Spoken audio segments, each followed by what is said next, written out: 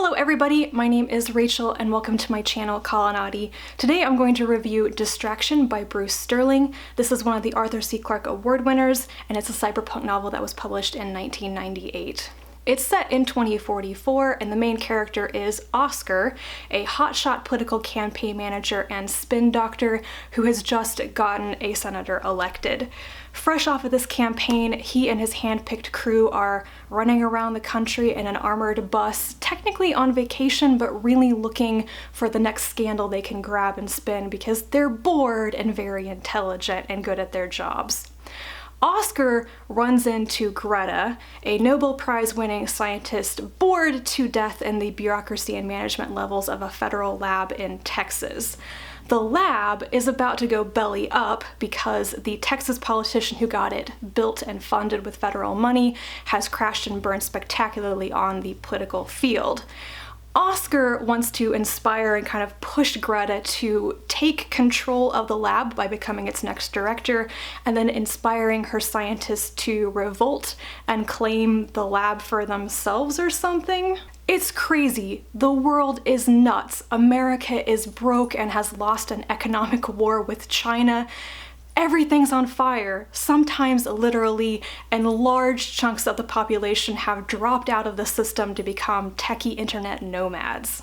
The story is an escalating, self-spawning series of out-of-control situations and crazy schemes that Oscar might just make work. The best thing about Distraction is that it's quite fun in a darkly comic way. The characters are crazy, the world is crazy, and everybody kind of knows this and acknowledges it. I really enjoyed Oscar and Greta and the side characters as characters. They were interesting, messed up, and sometimes likable people that I also don't think that I really like as people, but they made good characters, if that makes sense. I think a lot of the story turns out to be about the role of politics in science, the role of politics in everything really, but also science in politics, science in the economy, and this question of can or should scientists be able to do their work purely for the sake of doing science? Should they be able to ignore some of these ethical dilemmas about how their research is actually used? Should they benefit monetarily from those results, or should corporations or the government benefit from it? And I think this entire tangle of complications about science and politics is the one part of the book that still feels very strongly relevant to the modern world. The downsides of this book might be that it is 90s cyberpunk. It is steeped in the 90s internet culture aesthetic, and the net talk, the hardware, the software that's mentioned just feel a bit clunky and out of date, and like this is not the way the world really ended up. This is not the way that the internet actually shaped our world. It does imagine that internet culture and what internet technology allows you to do has a massive effect on society and culture, but in here, it's in a way that crashes the economy and society and possibly even government.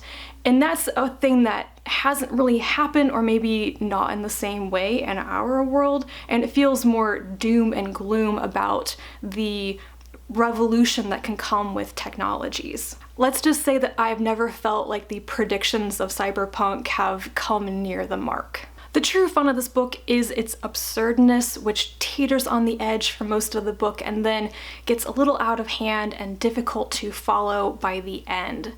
The anxiety of the story for me is how Oscar keeps piling more problems on his plate. He doesn't know when to stop. He doesn't know when to stop meddling.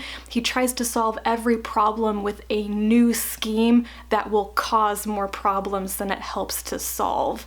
And does he get away with it in the end? Should he get away with this in the end?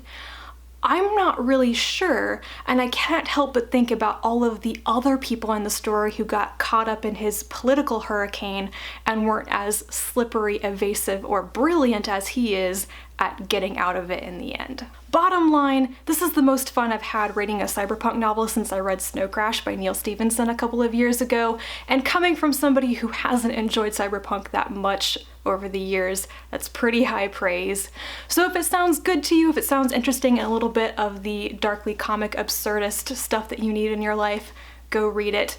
And if you have already read it, or any of Sterling's other work that I haven't read, leave me a comment down below, give me your thoughts. And thank you for watching this review. I will talk to you again soon, and until then, bye.